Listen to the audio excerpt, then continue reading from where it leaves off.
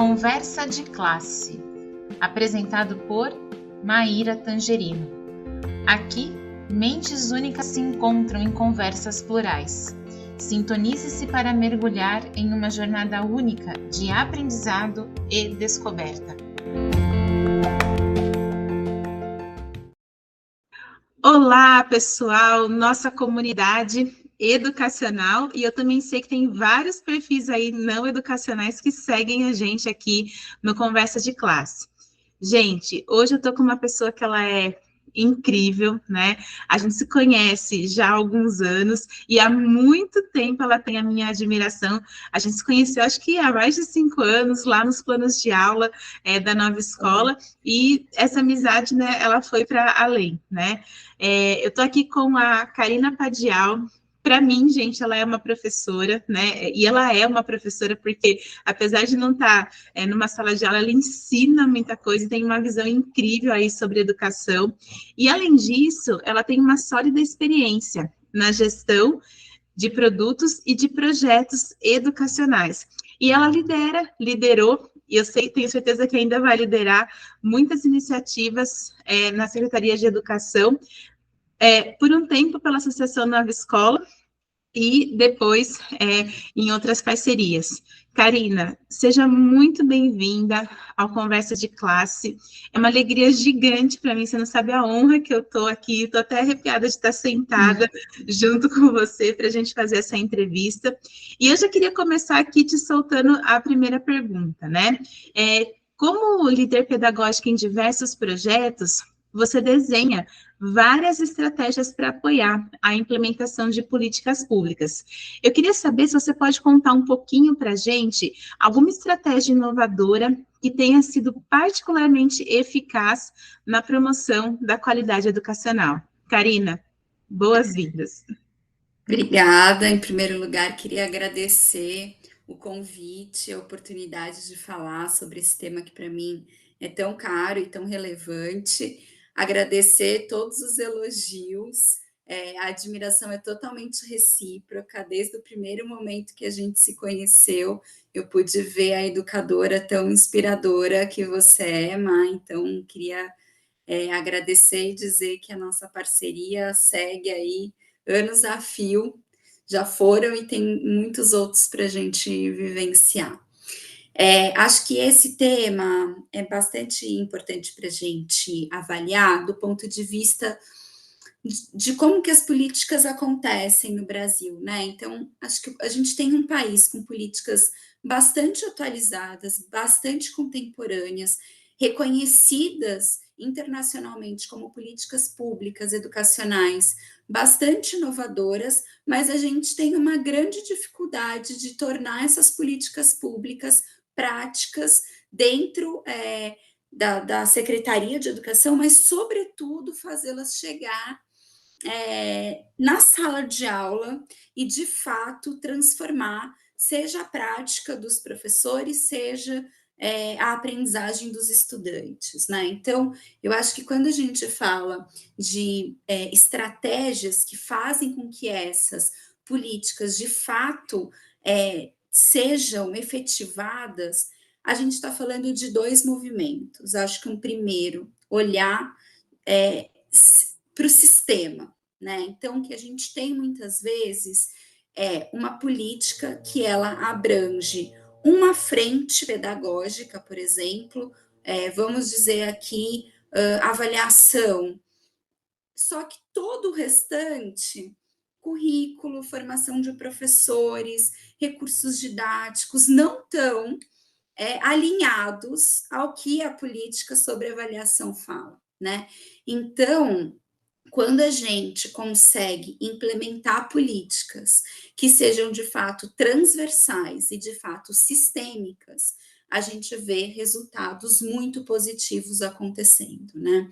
Então, a gente tem um exemplo, por exemplo, do município de Domingos Mourão, no interior do Piauí, que teve um acréscimo muito significativo nas notas de IDEB dos estudantes de ensino fundamental 2, porque a rede, ao mesmo tempo, olhou para currículo, para avaliação, para recursos didáticos, para formação de professores, para acompanhamento pedagógico, para a comunicação entre todos os públicos, inclusive as famílias, né? Então, quando você olha de maneira sistêmica, quando você alinha a concepção pedagógica de todos os públicos, da equipe técnica da secretaria, passando pelos gestores escolares, chegando nos professores, você consegue que muito mais facilmente essas políticas de fato cheguem até a sala de aula.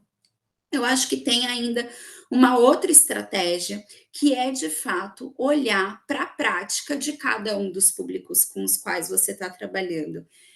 Talvez nem seja tão inovador o que eu estou falando, mas, infelizmente, não é o que geralmente acontece, né? Então, a gente costuma ter implementações de políticas que são muito teóricas, que estão muito relacionadas ao conceito e à concepção daquilo que foi criado, mas que efetivamente olham muito pouco para a prática daquele profissional educador com quem a gente está conversando, né? Então, seja um técnico de secretaria, cuja responsabilidade é criar um plano de ação, quer criar uma estratégia de como ele vai estruturar um acompanhamento pedagógico, como que as formações de professores vão ser pensadas dentro da rede, seja para o professor que precisa desenvolver um planejamento de aula, ou que precisa adequar suas avaliações para que elas olhem, por exemplo, para o desenvolvimento de habilidades dos estudantes, né? Então, olhar para a prática do público com quem a gente tem conversado é, de fato, algo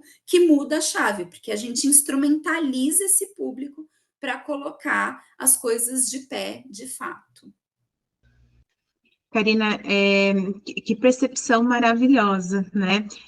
Eu acompanho muitas coisas de formação também, e eu acho que poucas pessoas têm a potência da fala que você traz de olhar, né, para esse processo enquanto um sistema mesmo a ser construído, a ser agregado.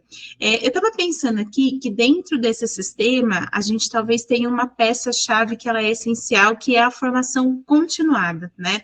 E aqui, gente, acho que é legal a gente fazer esse parênteses, que a gente não está falando de uma formação pontual, a gente está pensando numa formação que ela continua mesmo, né? Também, de novo, parece óbvio falar isso, mas é importante a gente destrinchar um pouquinho esse aspecto, né? Eu queria saber de você que, diante dos desafios atuais na educação, como que você vê o papel da formação continuada na melhoria do ensino e da aprendizagem? Maíra, eu acho isso que você falou de parecer óbvio e não ser, né? Eu acho que dentro dos contextos educacionais que a gente tem, muitas vezes as formações continuadas, elas se entendem por continuadas porque não param de acontecer, mas elas não têm efetivamente um fio condutor ou um objetivo mais estratégico que você quer atingir, né? Então, o que a gente vê muitas vezes acontecendo? Uma rede que contrata uma palestra, um grupo de escolas que faz uma oficina, que são relevantes, claro, tem o seu papel, mas elas não podem serem apenas isso, né? Porque, de fato, a gente precisa de formações continuadas que levem em conta a realidade dos professores, que estejam articuladas com os desafios que ele tem dentro da sala de aula e que, sobretudo, garantam uma reflexão sobre a prática do professor que gerem transformação, que gerem mudança, né? Então, hoje, o que a gente tem, na grande maioria dos casos, são formações muito expositivas, são formações que apresentam conceitos, são formações que discutem sobre uma teoria, mas você partir da teoria para que o professor consiga identificar possibilidades, estratégias, caminhos para transformar essa teoria numa prática que seja que esteja olhando para um aluno que é mais protagonista, para um aluno que não vai ser apenas um aluno que vai decorar e memorizar determinados tipos de fatos ou de conceitos, exige que você repertorie e instrumentalize esse professor para fazer isso, né? Se a gente ficar em constantes movimentos expositivos, a gente não vai conseguir gerar essa mudança. Então, eu acho que a formação continuada ela tem um papel muito relevante, porque é só quando o professor se depara com os desafios de estar dentro da sala de aula, que é um desafio que a formação inicial, embora ela saiba que vai existir, o professor, o estudante de pedagogia, o estudante de licenciatura, ele ainda não está dentro da sala de aula, não está dentro da escola, lidando não só com os alunos, mas com os diversos atores que fazem parte desse contexto, com os seus gestores, com a Secretaria de Educação, com as famílias, né? Então, só quando o professor está dentro desse contexto que ele passa a se deparar com desafios que exigem que ele continue constantemente sendo formado. Mas essa formação, ela não pode ignorar que existe uma prática já consolidada, que existe processos dentro daquela escola ou dentro daquela rede que levam o professor para reproduzir determinados tipos de práticas que ele já tem ou que ele aprendeu enquanto é aluno, porque isso tem uma coisa muito curiosa no processo pedagógico, que todos nós fomos alunos, né? Então, todos nós achamos que sabemos alguma coisa sobre o que é estar dentro de uma sala de aula ensinando, porque todos nós fomos ensinados. Mas se a gente continuar ensinando os estudantes da mesma forma como nós fomos ensinados, a gente vai continuar enfrentando os mesmos problemas educacionais, sobretudo aqui eu estou falando sobre o desempenho, né, sobre a questão da proficiência, que a gente vem enfrentando há anos. Então, é importante que a gente tenha uma formação continuada que coloque o professor neste papel de repensar suas práticas, poder colocar em xeque e construir novas aprendizagens a partir daquilo que ele faz, justamente para que, ao fazer isso, ao estar nessa posição, ele possa passar por um processo que faça com que essa experiência que ele viveu seja levada também para os alunos dele, né? Então, é uma nova forma da gente olhar para a formação continuada dos professores. Cá, eu vou pedir licença para fazer aqui um outro elogio, né? Gente, eu queria compartilhar com vocês que se tem uma coisa que a Karina faz com muito primor, é conseguir fazer diagnósticos potentes, né? Desses locais onde as formações vão acontecer. E aqui eu estou dizendo assim, né? Não é que não tenha, né, Cá, um preparamento prévio ou um material prévio, né? De repertório. Esse material existe, mas a gente precisa chegar também no nível de customização exatamente para a gente poder acolher as demandas locais, as necessidades daquele pessoal que é formado, né? Eu queria saber de você como que essa personalização ela considera a diversidade das demandas das redes de ensino e de que forma você acha que essa customização impacta diretamente no trabalho dos professores e na sala de aula? Boa.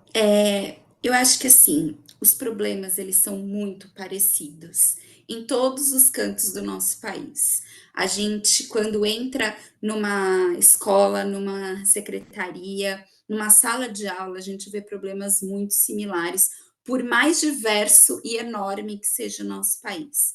Apesar disso, a forma como as coisas acontecem, então quero destacar aqui o como, elas são muito diferentes em cada uma das realidades, né? Então a gente tem municípios que estão mais estruturados e já tem um processo de formação continuada mais organizado.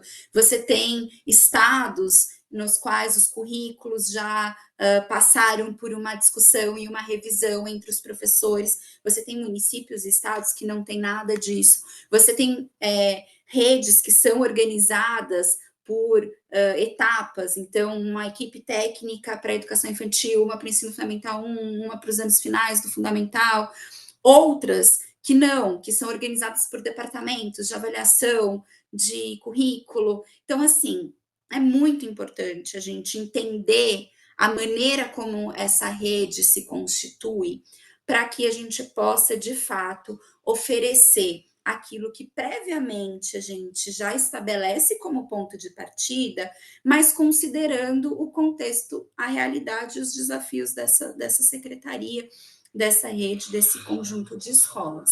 E isso é fundamental, porque geralmente esses processos, seja processos formativos, sejam processos de consultoria, em currículo, em material, eles acontecem muito de cima para baixo. O professor recebe o que ele precisa fazer, né? E ele não se reconhece naquilo. Ele não reconhece o seu território naquilo, né? Então, quando a gente customiza as nossas ações, a gente vê uma sensação de pertencimento muito maior desse professor e, portanto, um engajamento muito maior desse professor, o que gera, obviamente, melhores resultados no final do processo, né? Então, eu vou dar um exemplo sobre material educacional. Quando a gente entra num estado para desenvolver um material educacional, geralmente os estados estão acostumados, os municípios, a receber os livros do PNLD, por mais que haja escolha do professor, e isso é super relevante que haja mesmo, né? São materiais que estão são produzidos muitas vezes fora do estado daquele professor. Os exemplos que são utilizados naquele livro não condizem com a realidade daqueles alunos, daquele professor. As caras, né, as referências culturais, a identidade daquelas pessoas, daquele grupo social, não estão postas naquele material. Quando a gente constrói um material cuja autoria é realizada pelos professores daquele estado ou daquele município, você ganha a possibilidade de trazer a cara daquela rede, daquele território para dentro desses materiais. O que faz com que não só os professores, mas também os estudantes se reconheçam e comentem entre eles, porque muitas vezes o próprio professor daquele aluno foi um autor do material, os professores entre si comentam, né? E você consegue ter uma maior apropriação por parte desse grupo, e mais uma vez eu repito que isso gera um engajamento muito maior e, portanto, resultados educacionais muito mais positivos. Então, é fundamental que essa customização exista para que todos se reconheçam nesse processo e possam valorizar um projeto que é feito de acordo com as demandas, com as potencialidades daquele território. E Cá, é muito legal você dizer isso, né? Porque você traz, né, toda uma experiência, uma bagagem que acho que você foi construindo nas relações que você estabeleceu com as redes, mas além disso, você também cursou pedagogia, né? Eu queria que você trouxesse um pouquinho como que essa formação você acha que complementa o seu papel na gestão educacional e na formação de professores. Só para que todos saibam, a minha formação inicial é em jornalismo, e depois de trabalhar muitos anos na nova escola, muito próxima do pedagógico e das discussões pedagógicas que a gente fazia, eu resolvi cursar pedagogia, porque eu entendi que era um complemento importante para a minha formação. E eu acho que tem um aspecto nesse processo, que é o fato de ter a oportunidade de estar dentro da sala de aula. Eu acho que essa possibilidade que a faculdade de pedagogia e as licenciaturas permitem muda o jogo também, porque quando a gente está do outro lado do balcão, por mais que a gente saiba de desafios que o professor enfrenta, a gente está falando sem vivenciá-los, né? Então, eu acho que cada vez mais, quando a gente coloca esse processo de estágio, essa possibilidade dos professores, dos estudantes trocarem com professores mais experientes, dá esse tom de realidade e a possibilidade de efetivamente a gente construir instrumentos, construir projetos, construir produtos, serviços que dialogam com os desafios reais que o professor vivencia. Então, a oportunidade, né, eu ter feito a faculdade de pedagogia, me permitiu vivenciar um outro lado do balcão que eu não tinha ainda experimentado, e para mim foi muito relevante para que eu não construísse apenas instrumentos e projetos que funcionavam na teoria, mas que de fato dialogassem com as demandas do professor que está lá na lida do dia a dia. Cara, que maravilhoso, né? E que sorte a nossa, né, no Brasil, de ter uma pessoa que se dispõe, né, a andar por todos esses lugares, porque, gente, tá aí uma coisa que eu, como professora, ouço muito, e também já falei, né, a gente realmente ter ali pessoas que vivenciam, né, esse outro lado do balcão, como você falou, é bastante importante, e acho que a gente precisa valorizar muito isso, né? E para finalizar, eu queria saber um pouquinho se você pode falar como você vê os desafios e as oportunidades na formação continuada de professores atualmente. E além disso, se você pudesse complementar um pouquinho falando como que você vê as metodologias ativas na formação de professores. Legal. Eu vou aproveitar uma fala sua anterior para começar a responder essa pergunta. Eu acho que uma coisa que eu aprendi na escola e que eu levo para minha vida a gente tinha uma premissa de qualidade dentro do que a gente fazia, que a gente chamava de professor para professor. O que era essa premissa? Era garantir que, de fato, a pessoa que estava lá fazendo uma formação, sendo autora de um material, dos planos de aula, apoiando a construção de um currículo, seja o que for, fosse de fato alguém que tivesse a vivência da sala de aula, né? Por isso que eu destaquei isso também como algo tão relevante na minha formação.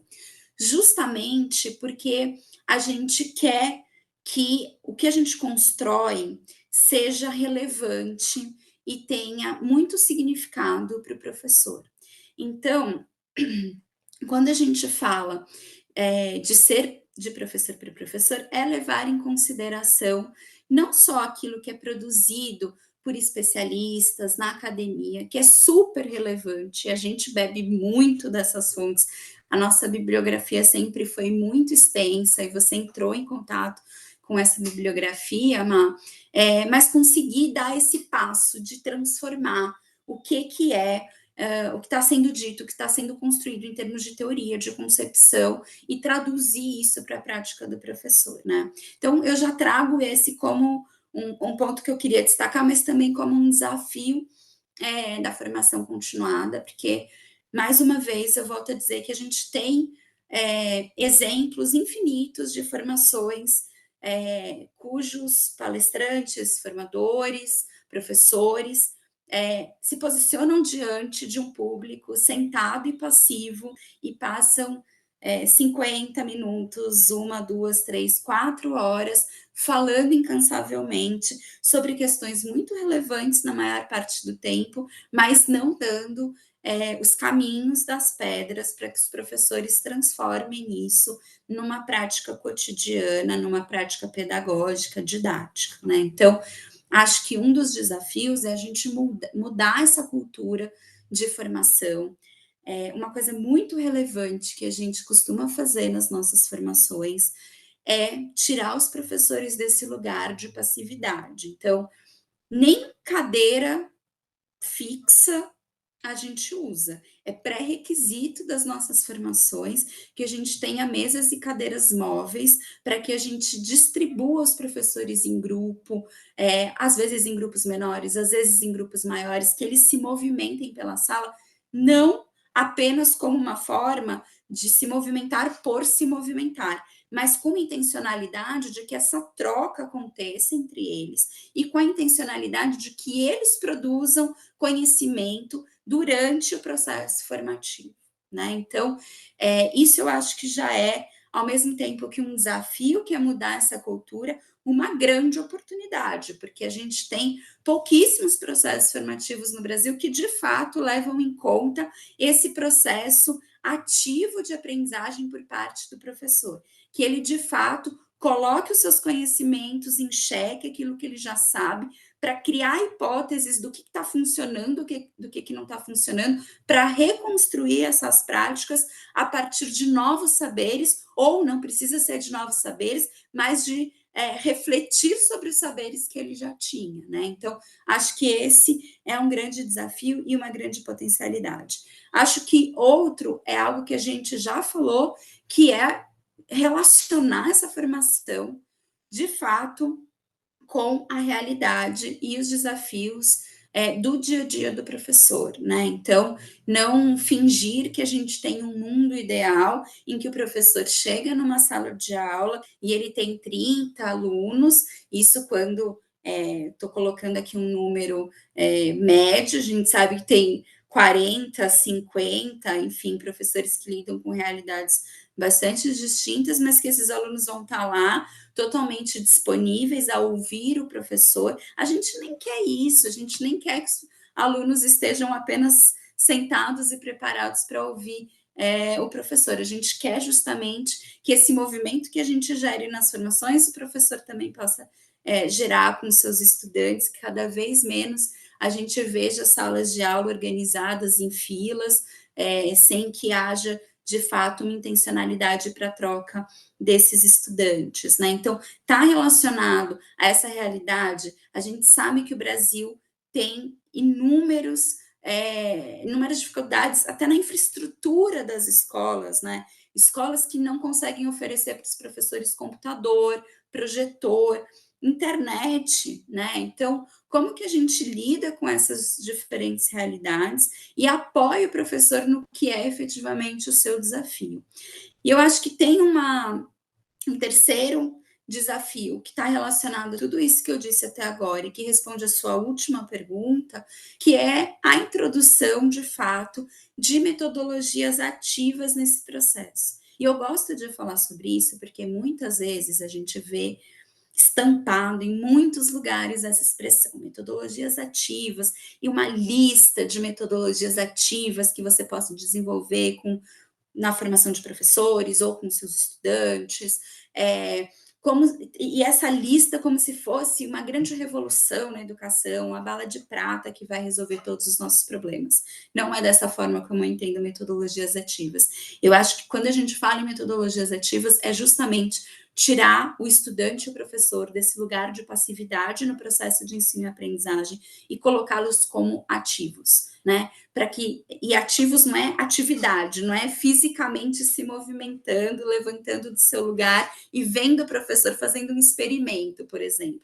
É, de fato, ser provocado a partir de situações problemas, de questões disparadoras, de comparações entre textos, de análise de documentos históricos, para que ele possa ir formulando hipóteses e que o professor possa ir conduzindo os alunos e o formador possa ir conduzindo o professor na construção de conhecimento, né? E aqui a gente não está dizendo que então a gente deixa o professor ou o aluno construir o seu conhecimento e não intervém quando ele não está no caminho certo, ou que a gente não media determinada discussão, porque tem um elemento que está faltando lá para que eles cheguem na resposta correta. Não, o papel do professor é essencial, extremamente relevante, mas é cada vez mais importante que a gente veja o aluno no processo escolar e o professor no processo de formação continuada como esse agente que está lá não só para receber uma informação, mas de fato para construir saberes, né? Então, quando a gente olha para metodologias ativas, a gente tem uma série de dinâmicas, de técnicas que dá para ser utilizado e que facilitam esse processo, mas muitas vezes a gente não precisa nem delas, porque vai da nossa intencionalidade no planejamento, a intencionalidade pedagógica do professor, que a gente tanto fala, mas que é tão fundamental em saber o que ele quer que o aluno dele faça e o que ele quer, o que ele vai fazer durante esse processo formativo para que o estudante atinja um objetivo de aprendizagem que não seja um objetivo de ensino, mas aquilo que eu quero que meu aluno aprenda e não aquilo que eu quero ensinar. Quando a gente tem isso muito claro, todo o nosso processo já vai ser um processo mais ativo na construção de conhecimento. Karina, olha, que Que aula que você acaba de dar para a gente, e acho que é uma contribuição muito genuína, né? Porque, de verdade, gente, o que a Karina está falando é resultado de uma vivência, né? Muito pensada, claro, também muito embasada em várias referências, mas de uma vivência muito real e que tem impactado a educação no Brasil há vários anos. Né, há vários anos tem feito esse impacto. Eu te agradeço muito por você ter participado do Conversa de Classe, realmente uma honra. Está convidada para voltar quando você quiser. E, pessoal, a gente se encontra no próximo Conversa de Classe. Muito obrigada, Ká. Eu que agradeço e fico aqui à disposição. Sempre que me fazem um convite, eu aceito. Quantas vezes vocês fizerem, todas as vezes eu estarei aqui. Muito obrigada.